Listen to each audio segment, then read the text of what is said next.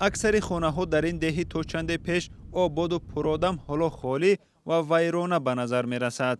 ساکنان دهه چنار در قطار اهالی 6 دهه دیگر ناحیه نورآباد که در منطقه زیر آب شونده راغون قرار دارند، از زمین بابای خود کوچ بستند. حالا همگی 16 عائله در این دهه باقی مانده است. ای جمع خیزی برای کورت خیلی که شهر بو ملک کرده بود نی اونجا نزدیکتره. مهراج‌الدین با امید زندگی خوب از دهه باباگی خود ناحیه نورآباد به ترسانزاده برای کوچ بستن آمادگی می‌بیند. با آنها در آنجا زمین و برای ساختمان آن یک مقدار مبلغ دادند. ما میکنه میریم که جمعی با چند بار وقت باقی زندگی بو اوتا میشه. تو این پختا بوده که طرفی گرانیسی همجا ده بعد در رمضان نصیب باشه با فوندن تو میرسیم. مهاجرت از زمین بابایی به ویژه برای بزرگسالان ده که در این موضع تولد شده تمام عمر خود را سپری کردند به آسانی دست نمی‌دهد. برای اینکه جای وطن خود وقتی جای تولد وطن خود دیگه خود.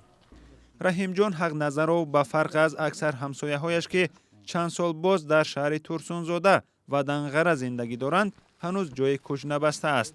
4 نسل گذشته حق نظر را در این کوهستان به خاک سپرده شده‌اند و ترک این همه برای او سخت است.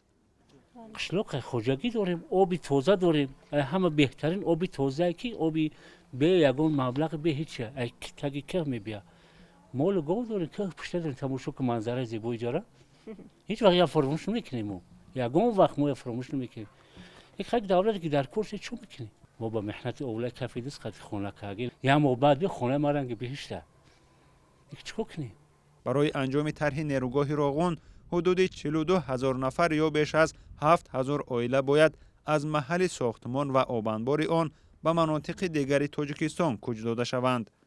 مقامات میگویند ضمن کوچاندن مردم تمام شرایط آنها در جای نو به نظر گرفته شده است. سال 2014 پس از یک پژوهش خود دیدبانگاه حقوق بشر از نقض حقوق ساکنان در جریان معرکه کوچ دادن آنها از یک موضع به موضع دیگر انتقاد کرده بود. بنا به این گزارش تعداد بزرگ عائله ها در تامین کردن خود با منزل، غذا، آب و تحصیل به مشکل روبرو شدند.